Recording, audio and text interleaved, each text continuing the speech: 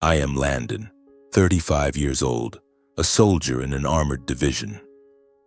My life is intertwined with the roar of engines, long marches to distant lands, and deployments that stretch for months, sometimes even years.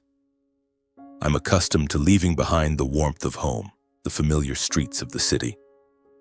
But there's one thing I've never grown used to: the ache of missing Emily, my wife, whom I loved from the very first glance. Emily, 32, is my entire world. She has a radiant smile, sparkling eyes that seem to laugh and speak, and a heart that I once believed held only me. 5 years of marriage have passed, and we've lived in a cozy home in Seattle, a place I always dreamed would be my haven until the end of my days. But then, before this latest deployment, something subtly shifted from our peaceful orbit. A strange feeling, like standing under a clear sky yet sensing a storm quietly brewing.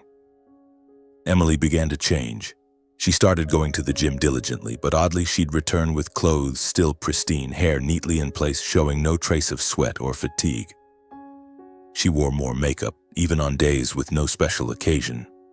A new perfume, rich and lingering, clung to her collar, giving me the sense that she was preparing for a date rather than a trip to the supermarket. And then her phone had a new password. Until now, we'd never kept secrets from each other. When I asked, Emily just gave a soft laugh, saying she wanted to switch things up a bit. I didn't press further. I chose to trust her, completely. I told myself it was probably just a woman wanting to feel beautiful, to stay vibrant while her husband was away. That thought lightened my heart. Who wouldn't want their wife to always shine? But deep down, a tiny drop of doubt fell silently, colorless and soundless. I forced myself to brush it aside. Our time together was running short. In a few days, I'd be leaving her again. On the last day before my departure, I sat on the sofa, quietly watching Emily bustle about in the kitchen. She wore the pale green dress I loved, her hair tied up neatly, softly humming an old song. In that moment, my heart felt both warmed and wrenched. "I'm going to miss you so much," I said, my voice hoarse. Emily turned, her eyes glinting with that familiar tenderness, a sweet smile blooming on her lips. "Me too, Landon. Take care of yourself, okay?" We hugged tightly, and that time the scent of her new perfume enveloped me, stronger than ever, as if it were trying to conceal something. I'm not one to be overly suspicious, but I love Emily so deeply that I just wanted to keep an eye on her, even if only through a screen. So before leaving the house, I quietly installed a small camera in the living room. That day, Emily said she was going to her hometown to visit friends and left early in the morning. When I woke up at 6 a.m., she was already gone. I silently brewed a cup of coffee, prepared breakfast, and set up the camera, hoping only to catch glimpses of her peaceful moments. Reading a book, cooking, or simply lounging on the sofa watching a movie. For me, those glimpses would be enough to carry me through the unsteady days of being away. On the day I left, Emily saw me off at the airport.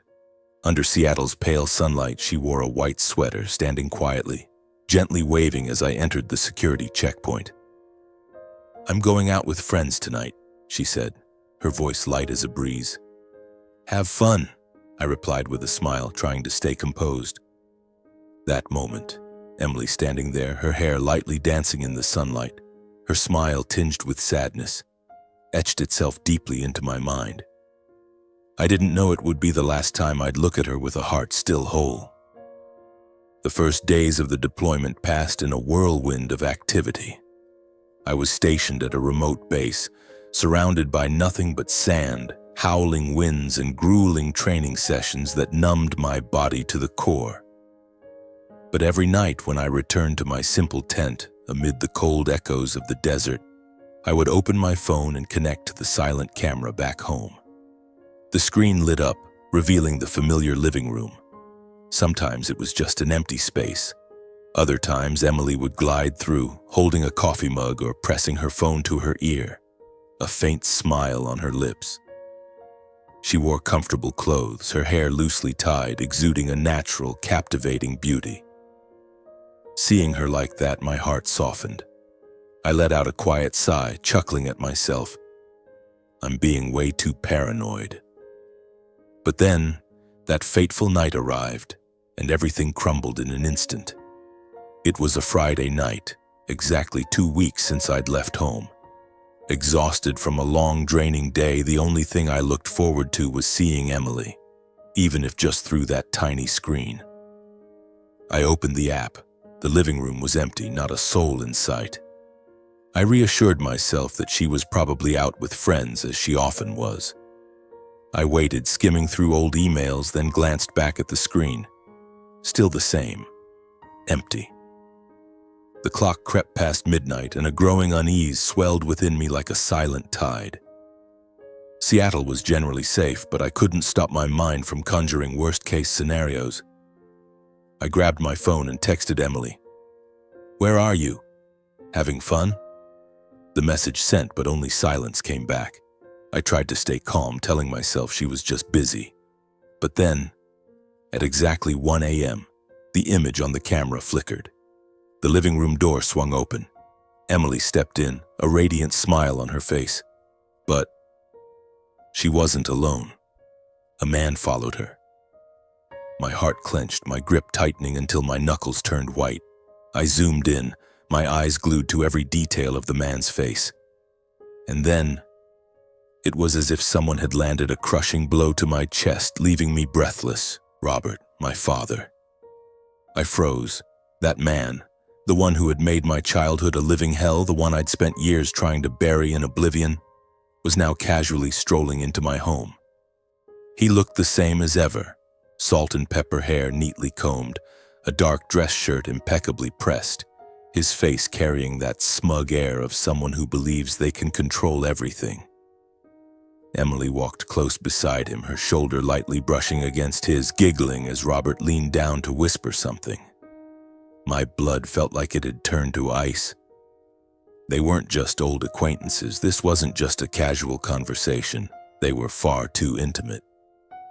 Trembling, I rewound the video, watching it over and over, hoping my eyes were playing tricks on me. But no, the footage was as sharp as a blade. Robert slipped his arm around Emily's waist, pulling her close. They stood in the middle of the room where Emily and I had carefully chosen every piece of furniture, every framed photo on the wall, and kissed. Not a hesitant peck, a deep, passionate kiss, as if no distance existed between them anymore. I sat motionless in the darkness, with only the howl of the wind against the tent and the frantic pounding of my heart, threatening to burst. I wanted to scream, to smash something, but it all shattered in silence.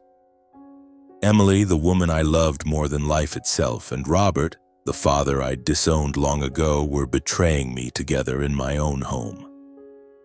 But I didn't cry. Not because I was strong, because the pain had turned to stone. My heart was nothing but a cold, empty void. In that stillness, a voice rang out in my mind, sharp and clear. Don't let emotions guide you. If you want to take everything back, you have to stay calm. Under the flickering light spilling from the corner of the tent, I lay still like a dead man, my eyes wide open, staring into the thick darkness above. That entire night, despite my body being utterly exhausted from days of relentless training, my eyes refused to close. Each time I tried, fragmented images flooded back, jagged and cold, like shards of broken glass tearing through my mind. I saw myself at 10 years old, huddled by the cracked window of our old run-down house. Outside, rain poured in torrents, while inside, Robert's shouts rang out, deafening. Drunk out of his mind, he hurled a bottle against the wall, glass shattering at my mother's feet. She held me tightly, trembling like a small bird caught in a storm. A man has to be strong, has to be in control, got it?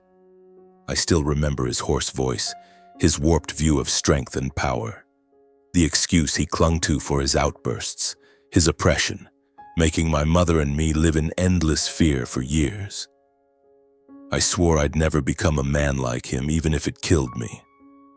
I vowed that when I had a family, I'd be a good husband, a father my children could be proud of. Yet despite the resentment burning inside me, I never shirked my duty to him. Before my mother passed, in her final days lying quietly in a hospital bed, she gripped my hand, her clouded eyes brimming with tears. "No matter what, don't let your father suffer, Landon. That's the last promise I ask of you, okay?" I nodded, though my heart was heavy, and I kept my word. Over the years, though I had no desire to see him, I sent Robert money regularly, ensuring he lived comfortably, free from the burdens of survival. And yet, that very man, the one who plunged my childhood into darkness, the one I gritted my teeth to support so he could live out his days in ease, came back into my life in the cruelest way possible.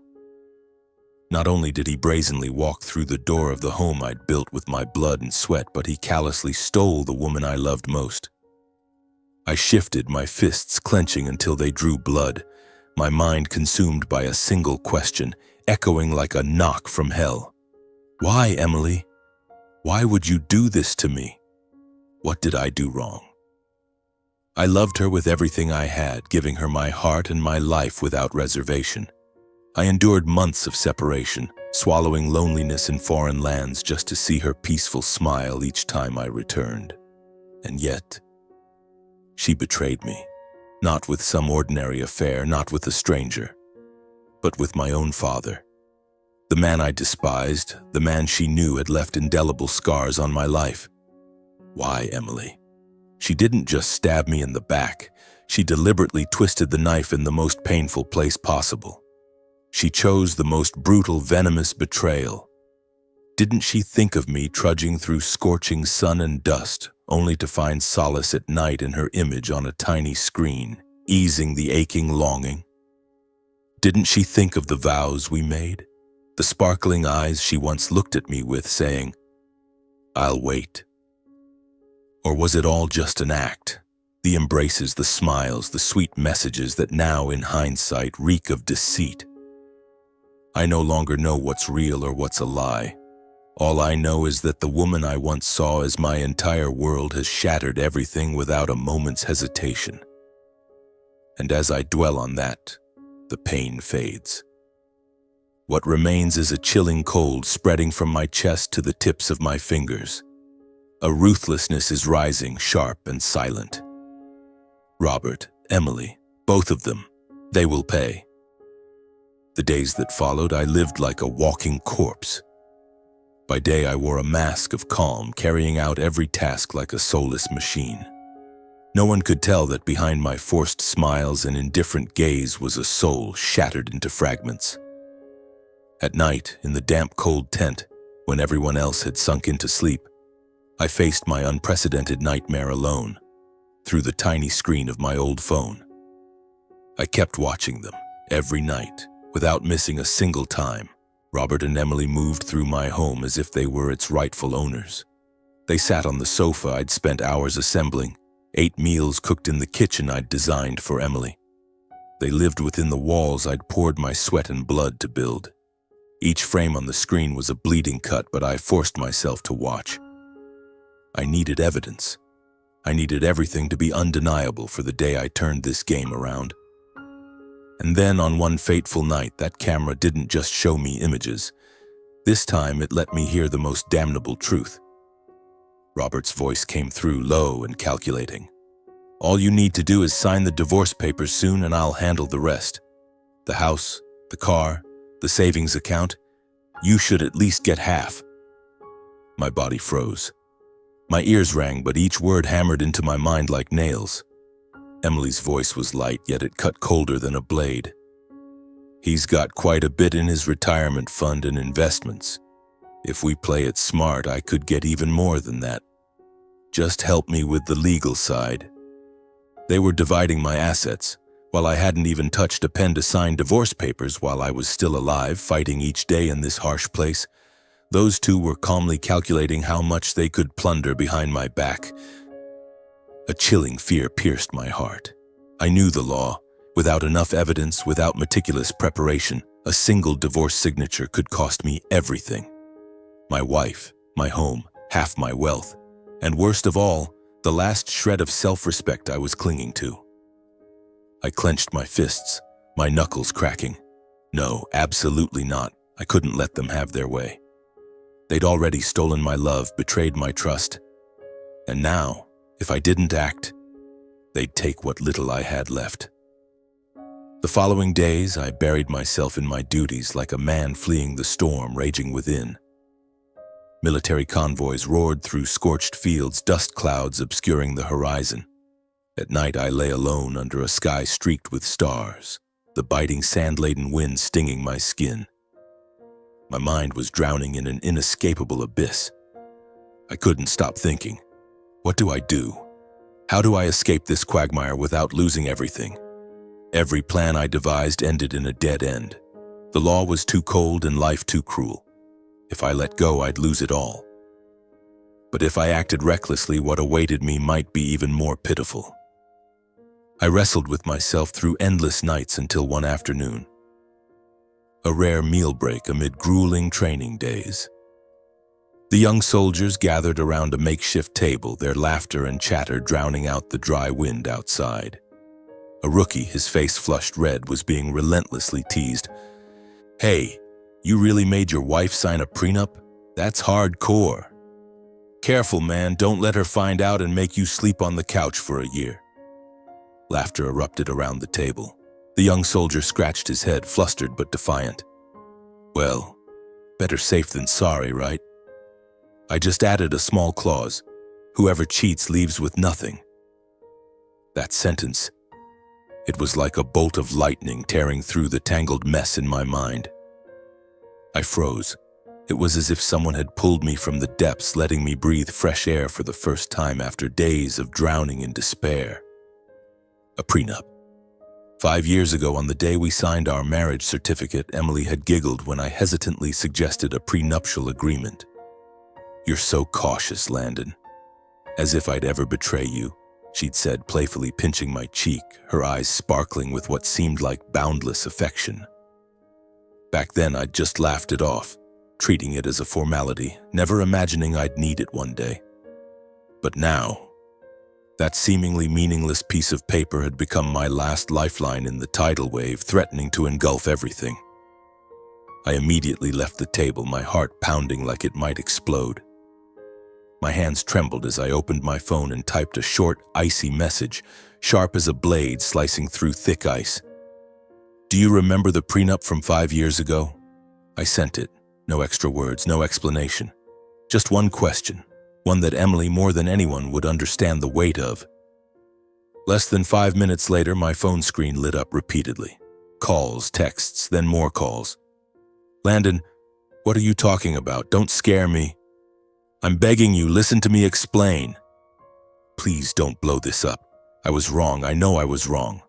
The more messages popped up, the colder and strangely satisfied I felt. The fire. It was now on her side. Let's see how panicked Emily would be when standing at the edge of loss, facing the same fear she'd so casually sown in me. In the days that followed, my phone became the most haunting sound. Each time the screen lit up, it was Emily's name, accompanied by messages brimming with panic and pleading. "Please don't stay silent like this. I'm so scared, Landon. It's not what you think. I had my reasons. It was just a moment of weakness. I swear it wasn't serious." I didn't read them all. Her words now felt like flimsy veils masking utter shamelessness. Robert didn't stay out of it either.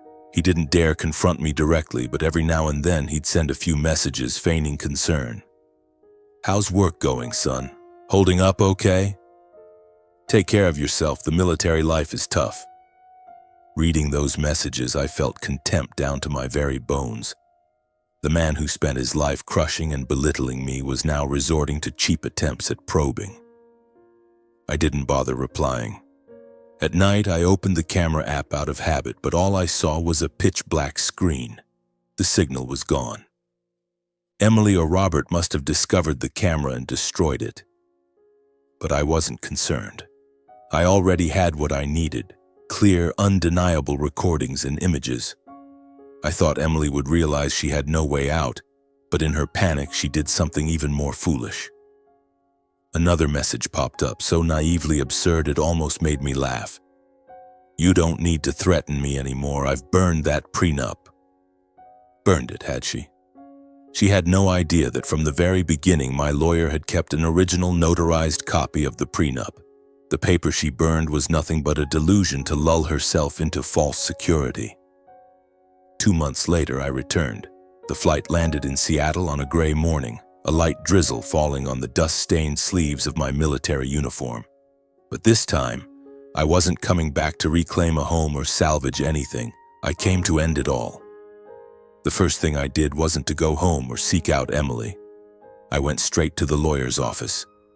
It was on the top floor of a stately old building in downtown Seattle, where dark wood-paneled walls and soft golden lamplight created a quiet, dignified atmosphere.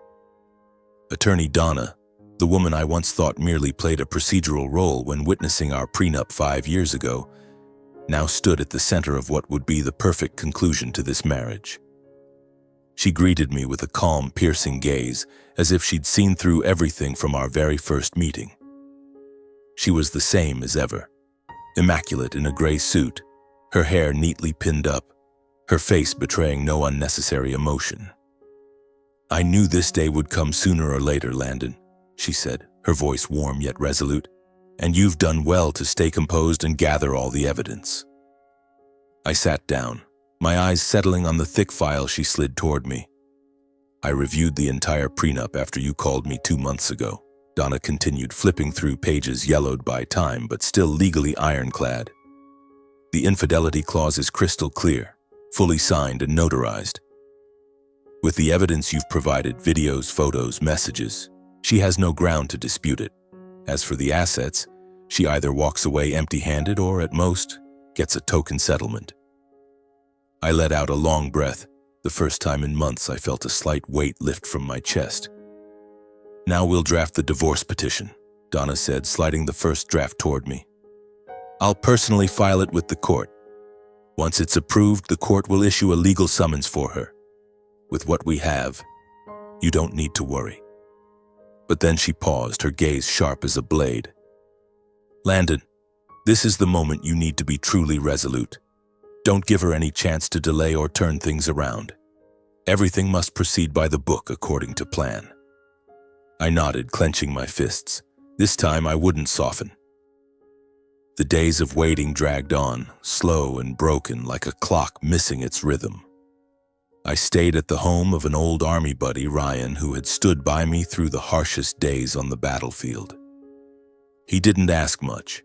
He understood that some pains didn't need to be spoken aloud. Then the day came, the day I closed the old chapter of my life. King County Courthouse stood cold and imposing under a gloomy sky. As I stepped into the courtroom, the sound of my boots echoed on the tiled floor, each step heavy yet steady, as if I were marching through the final battlefield of my life. And then I saw her. Emily. She sat quietly in the defendant's chair, her frame thinner than before, dark circles under her eyes, her face so haggard it made my heart falter for a moment. She was no longer the radiant woman from my memories, but a small, frail figure trembling in the frigid courtroom. A sudden tightness gripped my chest.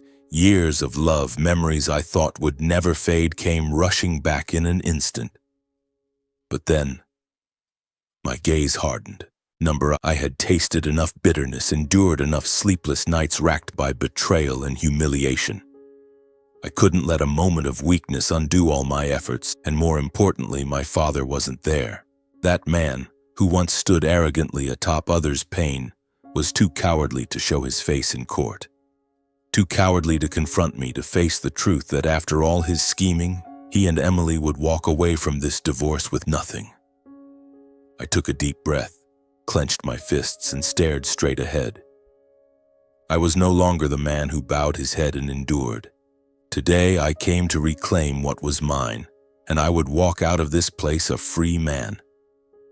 The sound of the wooden gavel striking the table echoed through the cold courtroom like thunder reverberating in my chest. It ended swiftly, as coldly as the betrayal had crashed into my life. Emily slumped in her chair, her small shoulders trembling.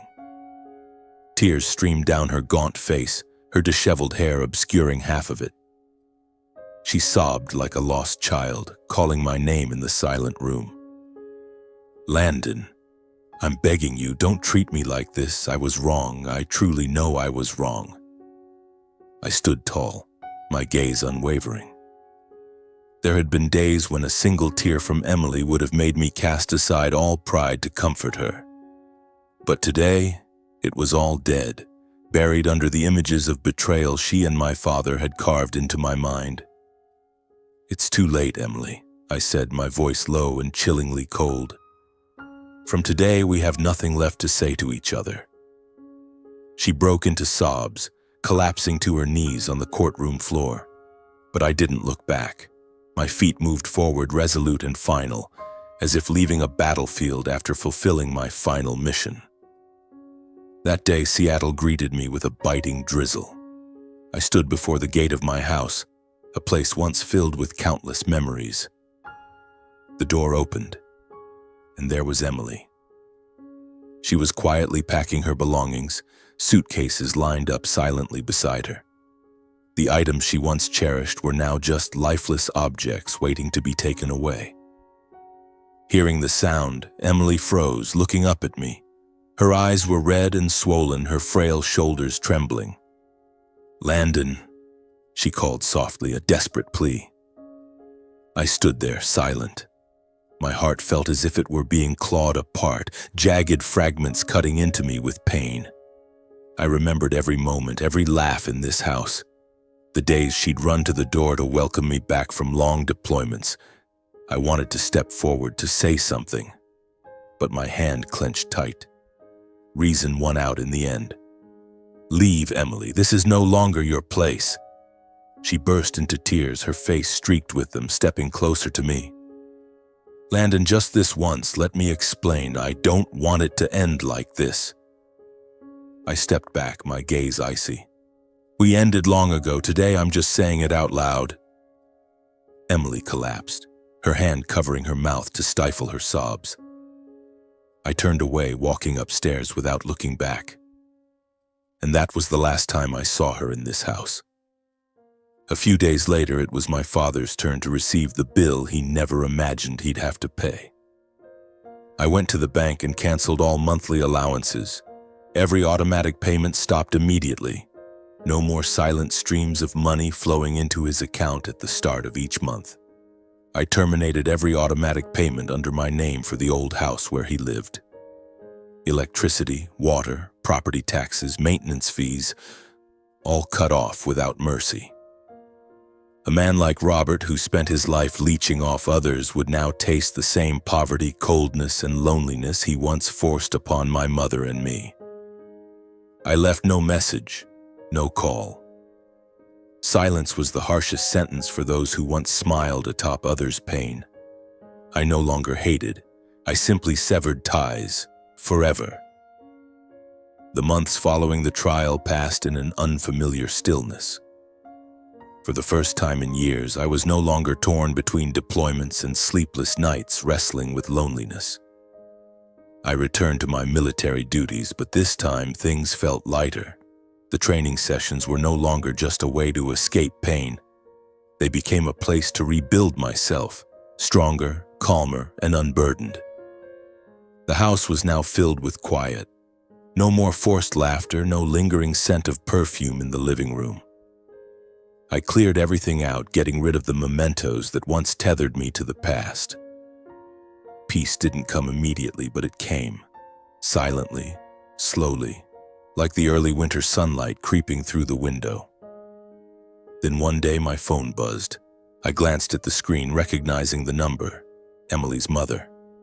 I answered, keeping my voice steady. "Landon." She hesitated. "How have you been holding up?" I stayed silent. Perhaps she didn't expect any comforting words because her voice soon choked with emotion.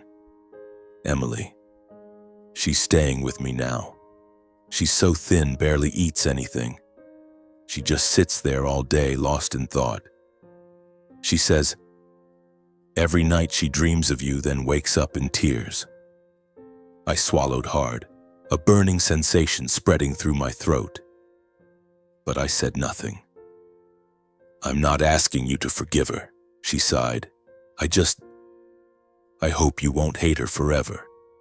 She's suffered enough already. I didn't know how to respond. Some wounds, though no longer bleeding, still throbbed painfully when touched. A few months later, I drove to visit my mother's grave. Passing by the house where I was born and raised, I saw a for sale sign staked in the front yard. I pulled over at the neighbor's house across the street, an elderly man I knew. After talking with him, I learned my father was in dire straits, trying to sell the house at a low price with no buyers. By day, he washed dishes at a restaurant in town. By night, he returned alone to an empty house, stripped of furniture and belongings, all sold off. I stood there listening, a strange emotion welling up inside me. Not satisfaction, not joy, nor even anger. Just a vast emptiness, as if a long chapter of my life had closed, leaving behind a desolate wasteland. Late that afternoon, I returned to the old hill where my mother's grave lay. The sky was a cold gray, heavy clouds hanging low, the wind blowing in sharp, icy gusts. I stood before the simple headstone, kneeling gently, my fingers tracing the faded engravings worn by time. "Mom," I began, my voice hoarse after days of silence. "I don't know if what I've done was right. Was it too cruel, too cold?" I bowed my head, my forehead brushing the frigid stone. "I'm just so tired, Mom. Tired to the point I don't have the strength to hate anyone anymore, but in my heart, there's still an emptiness I can't fill. I don't know if one day I'll regret the choices I've made today." The wind howled through the trees, dry leaves swirling wildly along the old path. I closed my eyes, letting my emotions spill into the silence. Finally, I stood, adjusted the fresh flowers on the grave, and quietly turned to leave. The distant sky remained cloaked in thick gray, but somewhere on the horizon, a faint streak of sunlight began to glimmer. And I told myself, right or wrong, whatever the road ahead held, I would keep walking on my own 2 feet. Peace, perhaps, is simply accepting everything that has happened and learning to live with it.